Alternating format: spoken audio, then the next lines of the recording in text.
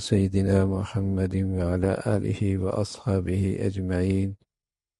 أما بعد، فلا لله الدين الخالص. صدق الله العظيم. اللهم صل على سيدنا محمد وعلى آل سيدنا محمد وبارك وسلم. اہل ایمان کے لیے بڑیا خوبی اور بڑیا عمل اخلاص ہے. اس اخلاص کی نیت میں یہ طاقت ہے کہ جو چیز نیکی نہیں ہے، جائز ہے، وہ کام کرنا مباح ہے، یہ اسے بھی نیکی بنا دیتا ہے.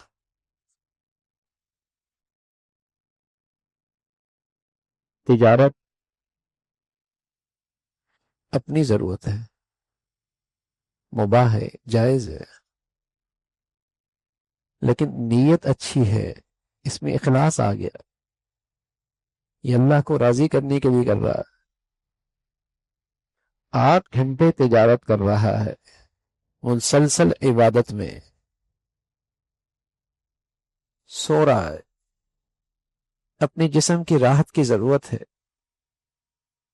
نیت اچھی ہے، تر و تازہ ہو کے اللہ کی اطاعت کروں،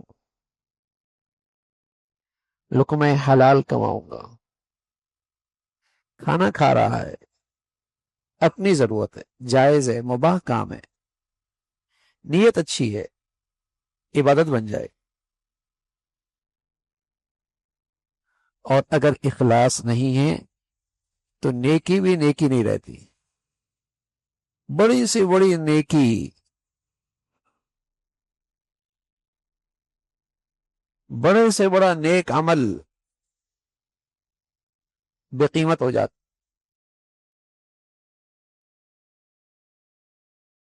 تو اخلاص کے بدولت عبادت نیکی تو بہت بڑھیا، جو چیز نیکی نہیں بھی ہے، مباح ہے، اس کا کرنا جائز ہے، نیکی اخلاص کے بدولت وہ بھی نیکی بن جاتی ہے.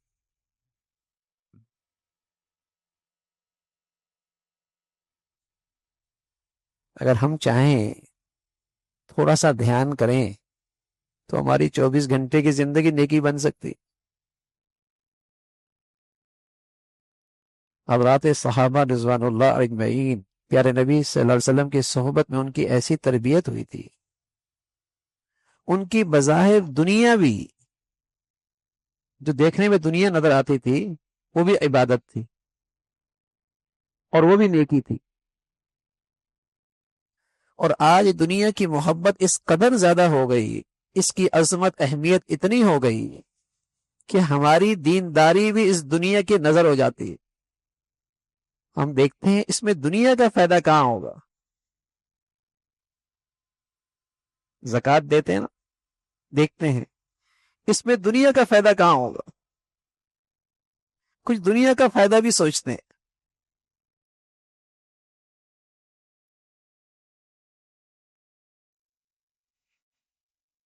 تو وہ دنیا ایسی چھا گئی ہے کہ دنیا کی عزت حاصل کرنے کے لیے اپنا دین بھی خراب کر دیتے ہیں. عزت تو اللہ کے پاس ہے، عزت کے خزانے اللہ کے پاس ہیں، حقیقی عزت آخرت میں ہے. تو حضور علیہ الصلوۃ والسلام کی صحبت کی برکت سے ان کے دلوں میں آخرت کی ایسی عظمت اہمیت تھی کہ وہ ہر عمل اللہ کے لیے کرتے تھے، آخرت کے لیے کرتے تھے. آج دنیا کی عظمت دلوں میں ایسی ہو گئی کہ دین کا کام بھی، دین کی شکلیں بھی دنیا کی خاطر ہو رہی ہوتی. اس سے دنیا کا فائدہ کیسے ہو؟ اور جہاں اخلاص ہوتا ہے وہاں اتفاق ہوتا ہے، وہاں دین کے کام میں جوڑ ہوتا ہے. آدمی آدمی سے نہیں ٹکراتا، مفاد مفاد سے ٹکراتا ہے، اغراض اغراض سے ٹکراتے ہیں. جب دین کے کام میں غرض آ گئی، مفاد آ گیا تو ٹکراؤ ہوگا. مخلصین نہیں ٹکراتے.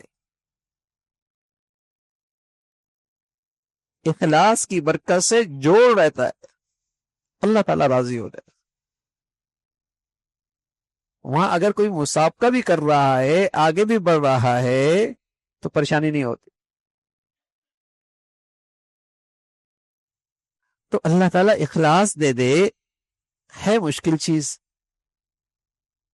اور اخلاص سے کیا ہوا عمل اللہ کے ہاں اتنا قیمتی ہوتا ہے کہ مشکل سے مشکل گھڑی میں اس اخلاص کے عمل سے، اخلاص سے کیا ہوا عمل کا واسطہ دیں تو اللہ وہ مشکلیں آسان کر دیتا۔ اخلاص سے کیا ہوا عمل اتنا طاقتور ہے، اللہ کے یہاں اتنا پسندیدہ ہے کہ مشکل سے مشکل گھڑی میں اس عمل کا واسطہ دیں، اللہ مشکلیں آسان کر دیتا ہے۔ پیارے رسول صلی اللہ علیہ وسلم نے ایک واقعہ بتایا، خود ہی بتایا، 3 نیکیاں بتائیں۔ ایک نیکی کا تعلق تھا معاملات سے، معاملات میں نیکی کرنا بہت مشکل ہوتا ہے،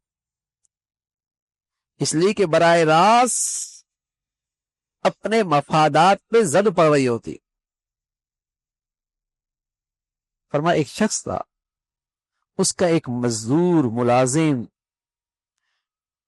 مزدوری لیے بغیر چلا گیا، اس نے اس کی مزدوری اپنے کاروبار میں لگا دی۔ ریوڑ تھے اس کے پاس، جانور تھے، اس میں لگا دی۔ سالہ سال کے بعد آیا، سالہ سال کے بعد تو وادی میں تھا، جنگل میں۔ اس نے کہا اللہ کے بندے میری مزدوری تیرے پاس رہ گئی تھی۔ کہا وہ جو وادی ہے اور اس وادی میں جتنے جانور ہیں اور چرانے والے، خدمت کرنے والے جتنے غلام ہیں، یہ سب تیرے ہیں۔ اس نے کہا اللہ سے ڈر، مذاق نہ کر، میری مزدوری دے دے۔ اس نے کہا میں اللہ کے لیے کہہ رہا ہوں، یہ سب تیرے ہیں۔ وہ لے کے چل دیا۔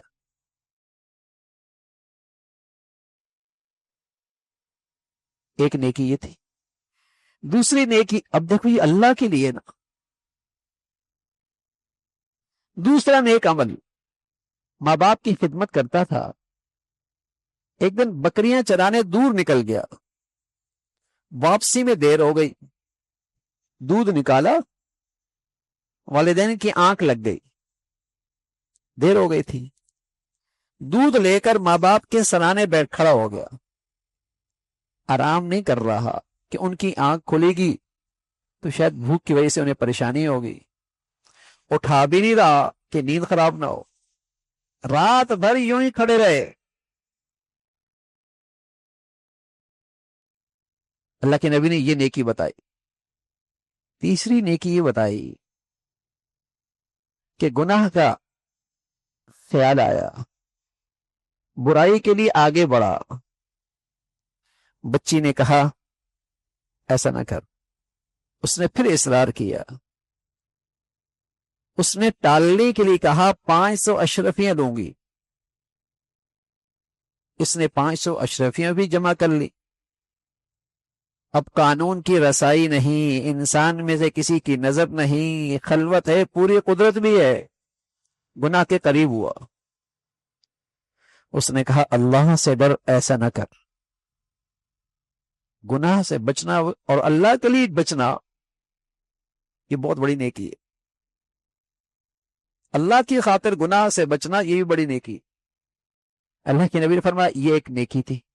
اور یہ تینوں شخص ایک دن ایک غار میں، دوران سفر ایک غار میں آرام کرنے کے لیے گئے، چٹان گری، غار بند ہو گئے۔ اب تینوں نے اپنی نیکی کی واسطہ دیا، جس نے معاملات میں نیکی کی تھی، جس نے والدین کی طرف حسن سلوک کیا تھا، جس نے گناہوں سے بچا تھا، ہر ایک نے اپنی اپنی نیکی کا واسطہ دیا۔ چٹان ہٹی، کچھ ہوا آئی، پھر چٹان ہٹی، پھر کچھ ہوا اور روشنی اور بڑھی، پھر تیسرے نے دعا کی، اللہ نے چٹان ہٹا دی، کوئی انسان نہیں، دور تک انسان تک آواز بھی کوئی نہیں پہنچ رہی۔ اللہ تعالیٰ نے اس نیکیوں کی برکت سے ان کو اس نئی زندگی دی۔ تو پیارے رسول صلی اللہ علیہ وسلم نے اپنی امت کو سبق دیا کہ اللہ کی خاطر کی ہوئی نیکیاں ضائع نہیں ہوتی، یہ مشکل گھڑی میں کام آتی ہیں، بس ہو اخلاص کے ساتھ، نیکی ہو اللہ کے لیے کہ اللہ تعالی راضی ہو جائے، نہ دنیا میں کسی کی جزا چاہیے، نہ کسی کا شکر چاہیے، لا نريد منکم جزاء ولا شکورا، نہ تو ہم سے آپ سے یہ چاہیے کہ آپ اس کا کوئی ہمیں بدلہ دیں، اور نہ ہمیں یہ چاہیے کہ آپ ہمارے شکر گزار رہیں، ہم نے یہ جو کچھ کیا ہے اللہ کی خاطر کیا ہے، نیکی کر اور دریا میں پھینک، جس ذات کے لیے کیا ہے بس مجھے اس سے بدلہ چاہیے، بس مجھے اس کی خوشی چاہیے، وہ مجھ سے راضی ہو جائے۔ اور میرے عزیزو، اخلاص سے کرنے والی نیکیوں کی برکت یہ ہوتی ہے کہ آہستہ آہستہ آہستہ آہستہ آدمی کی پوری زندگی میں اللہ تعالیٰ کے حکم پورے ہونے لگتے ہیں۔ اس لیے کہ جب اخلاص نہیں ہوتا تو آدمی صرف وہی نیکیاں کرتا ہے جس میں کوئی غرض ہوتی ہے، جس میں کوئی غرض ہوتی ہے، بس اتنا ہی دیندار ہوتا ہے جس سے اس کی کوئی غرض پوری ہوتی ہے، خواہش پوری ہوتی ہے، مفاد پورا ہوتا ہے۔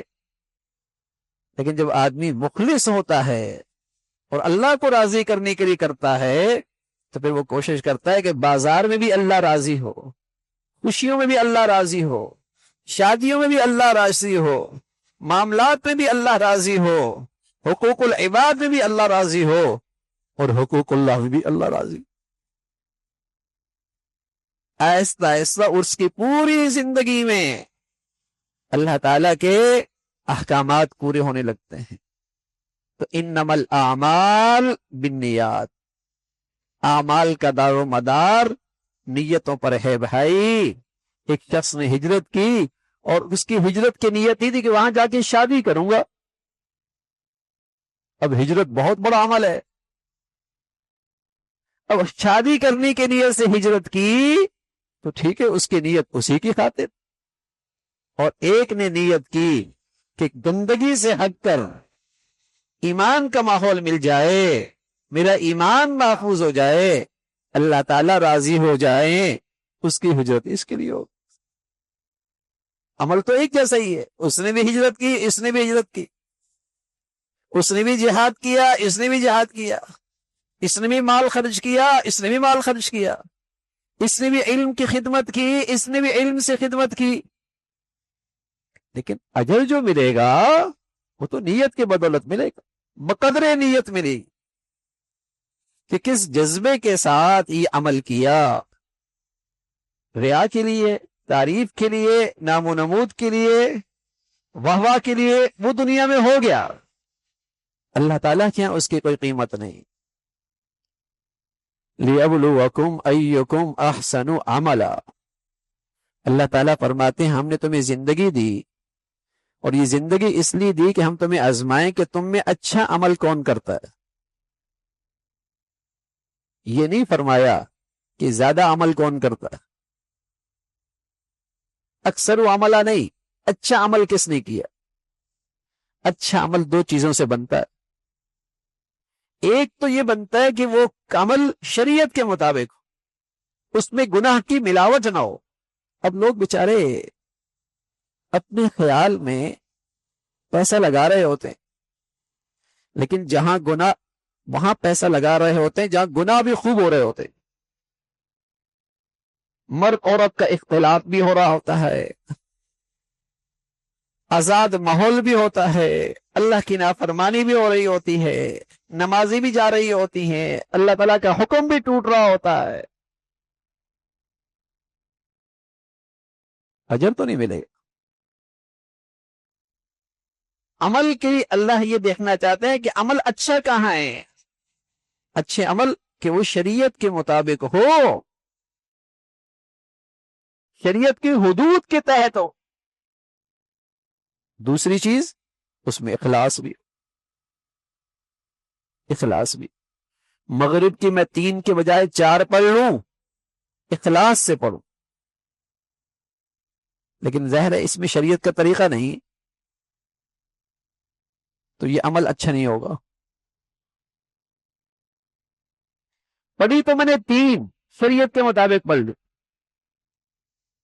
لیکن فرمایا ایسی نماز پڑھتے ہیں لوگ یراؤن الناس، تاکہ لوگوں کو میں دکھا سکوں کہ میں بھی نمازی ہوں۔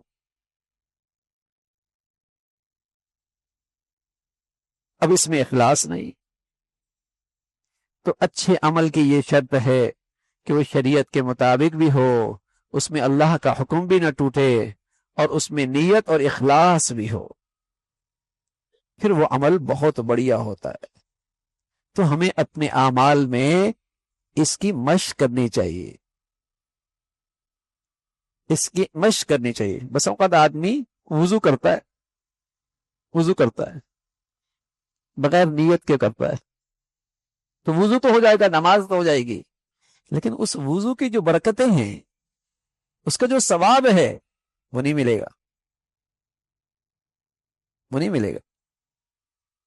وہ تو تب ملے گا جب اس وضو کو آپ نیت کے ساتھ کریں گے، جب آپ دھیان کے ساتھ کریں گے۔ مسلمان عام طور پہ اچھا کام بری نیت سے نہیں کرتا، لیکن اتنا ضرور کرتا ہے کہ بغیر نیت کے کرتا ہے، بغیر نیت کے، روٹین، عادت۔ یہی آدمی اگر مسجد میں آ رہا ہے، سبحان اللہ، دھیان کے ساتھ آ رہا، اللہ کے گھر جا رہا ہوں، اب ہر قدم پہ نیکی ہے، درجہ بلند ہے، خطا معاف ہے، لیکن بے خیالی میں آ رہا، جیسے بے خیالی میں اس نے وضو کیا، بے دھیانی میں اس نے وضو کیا، تو اگر تھوڑی سی مشق ہو جائے تو انشاءاللہ ہماری پوری زندگی بھی نیکی ہو سکتی ہے۔ سو رہے نا بھائی، سونا تو ہے ہی، لیکن تھوڑا سی مشق کر لے۔ کیوں سو رہے؟ کھا تو رہے ہیں، لیکن اگر اس سے تھوڑا سا دھیان ہو جائے تو وہ بھی عبادت، کھانا بھی عبادت۔ اور بعض لوگ ایسے ہیں، رجال اللہ تلہیہم تجارت ولا بیع عن ذکر اللہ، تجارت کر رہے ہیں، خرید و فروخت ہو رہی ہے، کاروبار ہو رہا ہے، لین دین کر رہے ہیں، اللہ تعالیٰ کر رہے یہ بازار میں کھڑے ہو کے بھی عبادت کر رہا۔ کیوں؟ اس لیے کہ یہ ایک لمحے کے لیے بھی اپنے اللہ سے غافل نہیں۔ اور بعض لوگ ایسے ہوتے ہیں کہ حرم میں بیٹھے ہوتے ہیں لیکن اللہ تعالیٰ سے غافل ہوتے ہیں، غیبت کر رہے ہوتے ہیں، مسجد میں ہوتے ہیں، غیبت کر رہے ہوتے ہیں، وہ بازار میں ہیں، اس کی بازار کی زندگی عبادت، اور یہ حرم میں بیٹھا ہے اور غیبت کر رہا ہے، بے خیالی میں گناہ کر رہا۔ تو اگر تھوڑی سی توجہ ہو جائے تو آدمی کی زندگی کے بہت سارے معاملات، مباح اور جائز کام، وہ بھی عبادت کی فہرست میں آ جائیں گے، اور ہماری نیکیاں بھی، ان کا وزن بھی بڑھیا ہو جائے گا۔ اللہ تعالی ہمیں اخلاص والی اور اپنی رضا والی زندگی نصیب فرمائے۔ اللہم لک الحمد۔